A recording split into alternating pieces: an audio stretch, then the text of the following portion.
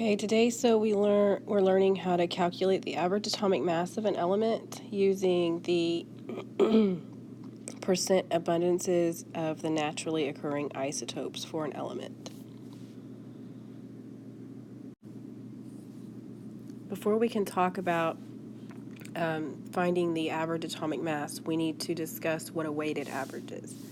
So this first question, what is a weighted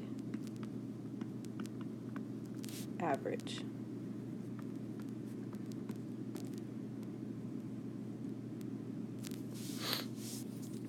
Okay, and a weighted average is an average in which some values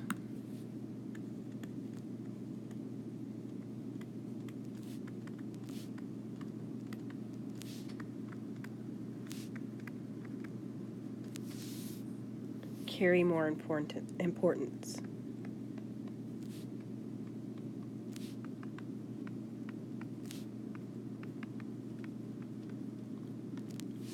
And so, in other words,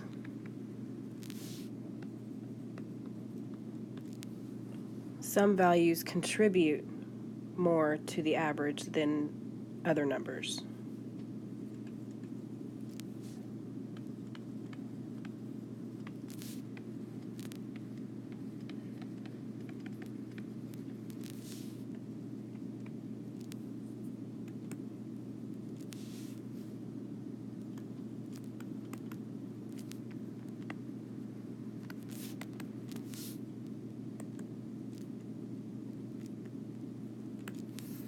All right, so I know that this definition is a little bit confusing, so I'm going to use something that you should be a little more familiar with to explain it.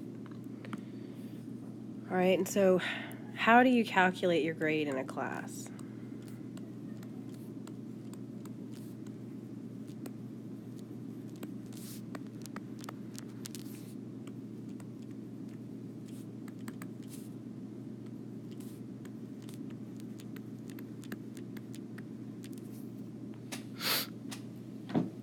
You can't just take all the grades that you've ever made in a class and add them together and then divide by the total number. That's not going to equal your grade, because chances are everything is weighted differently.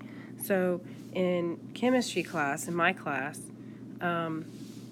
these are how the weights work. We have homework grades, and it's 15%. And then we have classwork grades, and that's 25%. And then we have our journal grade, and that's 20%. And then we have our test grades, and so they're 40% of your grade. And so all of that adds up to 100%, because that's your total grade. And so let's do an example here, and let's say these are your grades. They may be better, they may be worse, but let's just say this is you. So let's say your homework grades, you start off strong, 90, 83, and then you don't do one, so you get a 0, and then 75, and an 88. And let's say your classwork grades, 100, 100, 95. That's a 5. Let me make that a little clearer. An 80, and an 87. And then your journal, you made a 90, and then your test grades were an 83 and an 88. So the first thing you have to do is you have to find your average homework grade.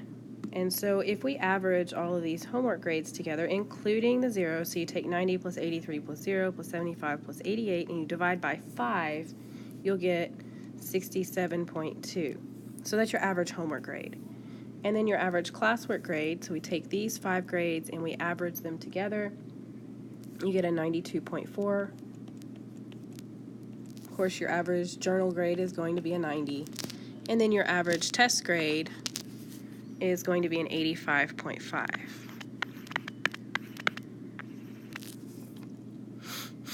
Okay, so then next, what would you do? You can't take these 4 grades and add them together and divide by 4 because they don't contribute the same amount to your average. Your homework only contributes 15%, while your classwork contributes 25%, your journal contributes 20%, and your test grades contribute 40%.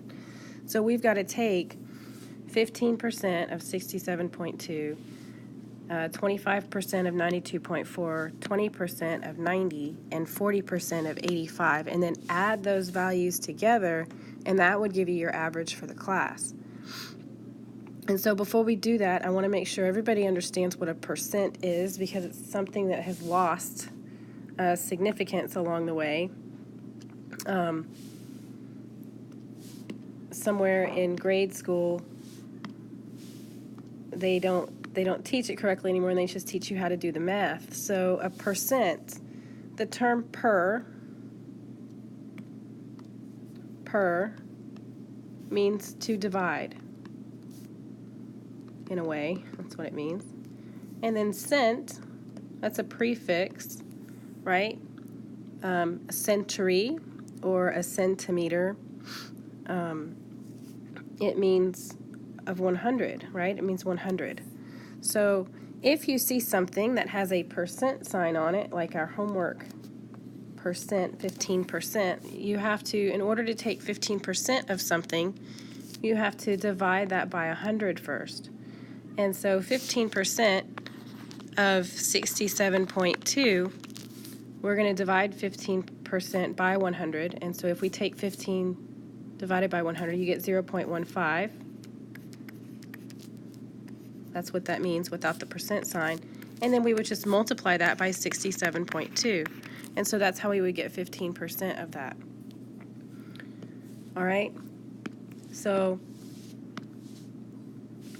let's move this up a little bit. I still need to be able to see it. So I'm going to take all of those grades. And so 67.2, and we're taking 15%, so I'm going to multiply by 0.15, and then I'm going to add that to 25%, so 0.25 times 92.4 plus 0.20%, or 20%, times 90 plus 0.4%, or I'm sorry, it's 40%, so we're going to take 0.4 times 85.5. And so if you put all of that into your calculator all at the same time, you end up getting 85.38. And so your average for that grading unit would be an 85. And so that's what a weighted average is. So the homework grade isn't worth quite as much as your test grade is, but it still contributes to the whole somewhat. All right, so if you'd probably done that one assignment that you got that 0 on, you may have an A. It would be 3% more definitely, but you might have learned a couple of things that would have gotten you a couple extra points here and there, and so your grade would have gone up. All right, so let's talk about this in terms of average atomic mass then. So the average atomic mass is the weighted average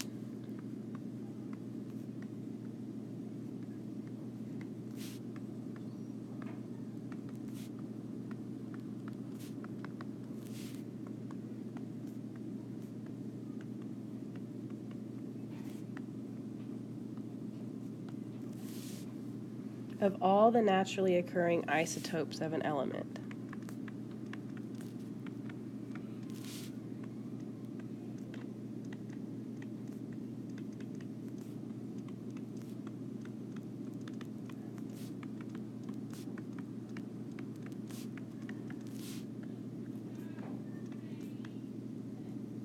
And so what that means is that means all of the isotopes that are found in nature. So if they're man-made in a lab, that's not naturally occurring.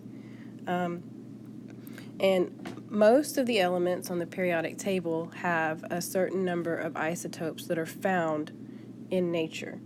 And they occur at a certain percentage. So remember, before we go any further, what an isotope is. An isotope is an atom with the same number of protons, but it has a different number of neutrons, so therefore it has a different mass. So it's the same element, but it has a varying mass. So, for example, carbon has 3 naturally occurring isotopes.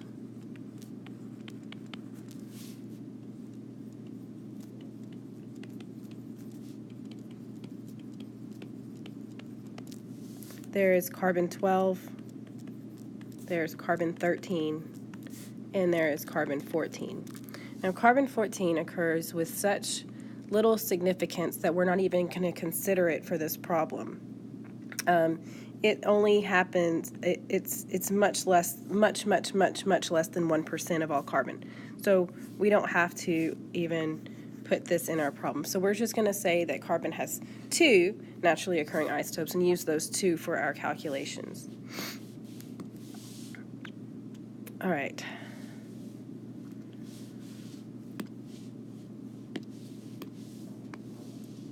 So we have 3 naturally occurring isotopes, but we're not going to consider the third one, carbon-14. We're only going to consider the first 2.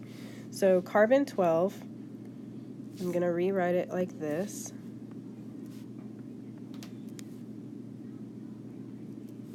Is 98.89% of all carbon.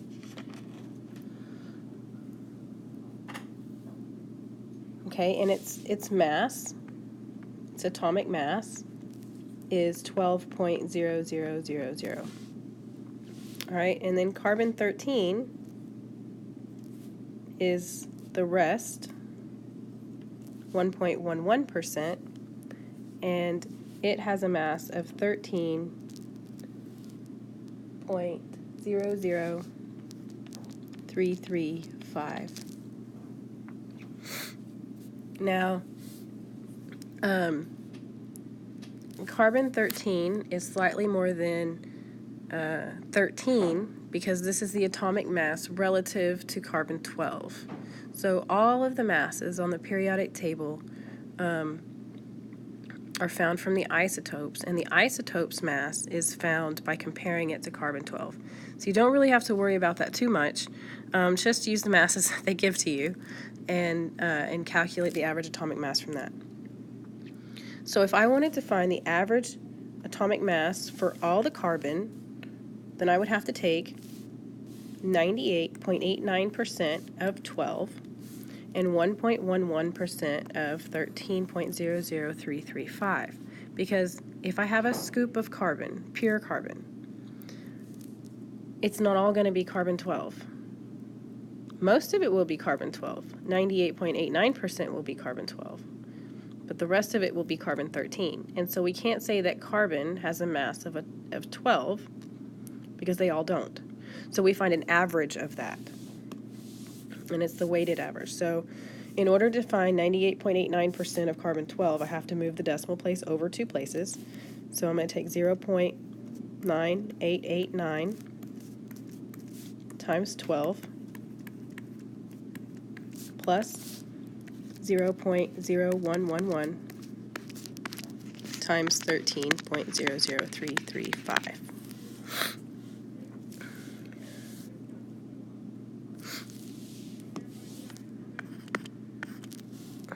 All right, and if I put that into a calculator and I get the answer out, it gives me 12.011. And the units for that are AMU.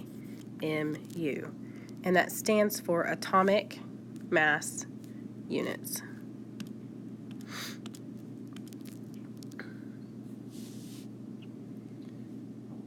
All right, so let's do a little more detailed example. All right, so this one says an element consists of 1.40% of an isotope with a mass of 203.973 AMU, 24.10% of an isotope with a mass of 205.9745 AMU, 22.10% of an isotope with 206.9759, and 52.4% of an isotope with mass 207.9766 AMU. Calculate the average atomic mass and identify the element. So because everything looks better in a table, I'm going to put all of this into a table. And so I know my first isotope is 1.40%, and my mass is 203.973. And then my next one is 24.10, and I've got a mass of 205.9745. And then the next one is 22.10, and its mass is 206.9759. And then 52.40, and the mass is 207.9766. And I want to find the average. In the same way we did for carbon 12, it was just easier because we only had two numbers. We're going to take 1.40% of 203, 24.10 of this number, 22.10% of this number, and 52.40% of this number. And so in order to do that, though, since this has a percent sign on it, right, since these have percent signs, we have to get rid of the percent signs. So we're going to, percent means to divide by 100. We're going to divide those numbers by 100 and then multiply those by our other numbers. So 1.40 divided by 100 is 0.0140. 24.10 divided by 100 is 0.2410. 22.10 divided by 100 is 0.2210. And then 52.4 divided by 100 is 0.5240. So I'll multiply each one of these, this times this, and this times this, and this times this, and this times this, and then add those numbers together. And when I do that, what I get is 207.2169. And that's atomic mass units. And so if I look at a periodic table, I find out that that this is lead. So that's the element that has an atomic mass of 207.2. All right, so this next example is a little harder and different, and then we'll do two easier ones that are on the worksheet that I gave out in class. This one says, the element rhenium has two naturally occurring isotopes, rhenium-185 and rhenium-187, with an average atomic mass of 186.207. Rhenium is 62.6% 187, and the atomic mass of rhenium-187 is 186.956. Calculate the mass of rhenium-185. So this time, instead of calculating the average atomic mass, we're actually calculating the atomic mass of the isotope. So I'm going to make up a table in the same way that I did before. I have rhenium-185, and I have rhenium-187. And it says that rhenium-187 is 62.60% of all of rhenium, and that the atomic mass of that is 186.956. And that the average of this is equal to 186.207.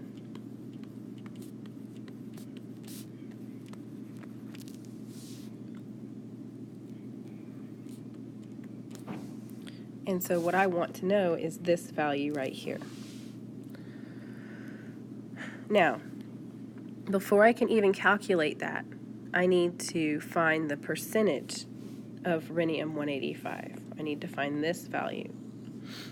And so since these are the only two naturally occurring isotopes, I know that together it's 100%. So that means that rhenium-185 exists 37.4% of the time, because then these two numbers add up to give you 100%.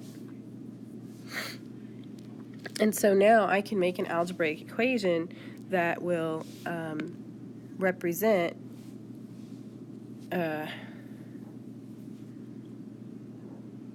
finding the average atomic mass of rhenium with an X in there for the unknown number here that we want. So I'm going to move everything up here. Actually, I wonder if I can I'm just going to shrink it and move it over here. All right, and so what I have is, now remember I got to move the decimal place over because there's percent signs there. So 0.3740 times x, that's what I'm looking for is this, so that's my x, plus 0.626 times 186.956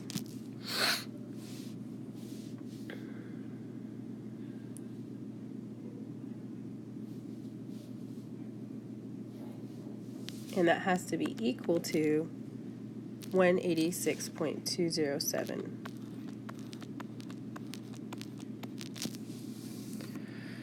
And so in order for me to find that, I have to solve this algebraically, and so I'm going to multiply 0.626 times 186.956, and I end up getting 117.034456.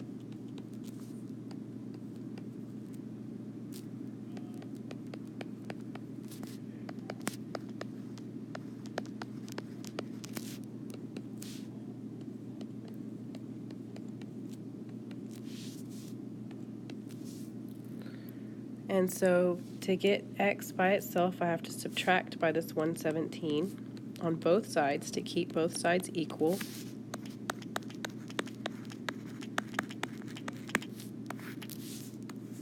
So this goes away over here, and then I end up getting 0.3740x is equal to 69.172 544. And then I'm going to divide by 0.374.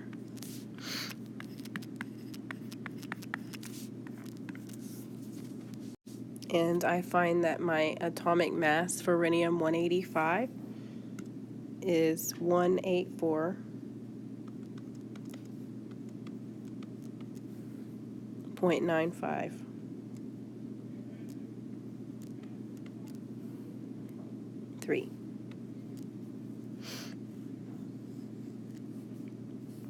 And that will be an AMU as well.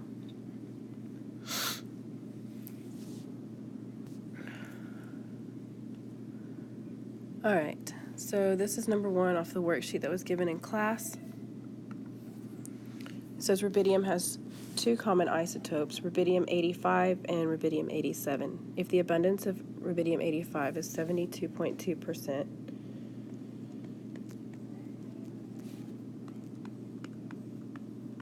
and the abundance of rubidium-87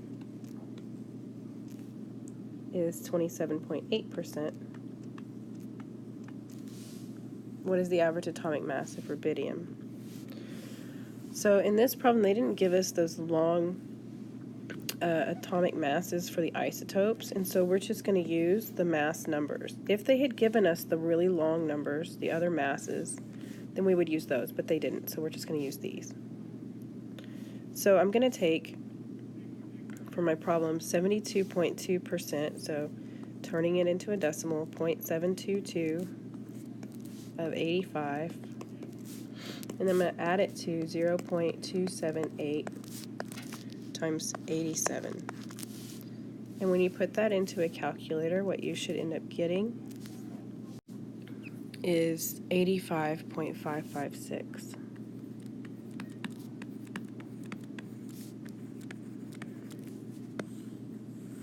So that's the answer. And then our last problem is going to be naturally occurring chlorine that is put in pools is 75.53% chlorine 35.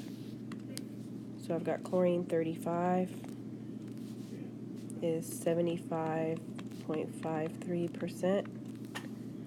and chlorine 37 is 24.47%.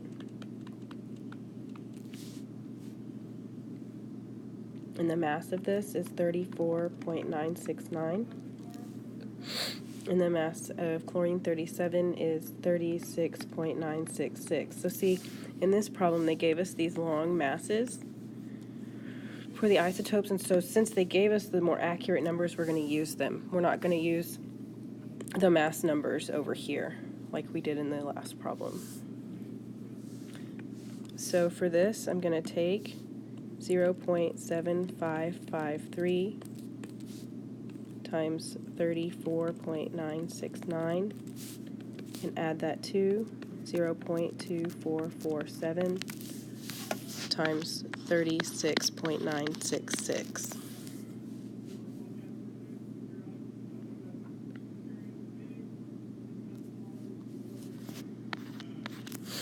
And I'm going to put that into a calculator. And what I end up getting is 35.458.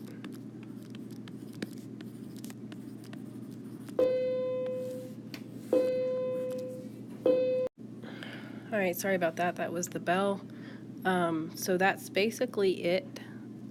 You're just taking the percentages and multiplying it by the masses and then adding it together. So you're finding the weighted average of the natural abundances of all of finding a weighted average of the abundances of the naturally occurring isotopes of each element and adding it together.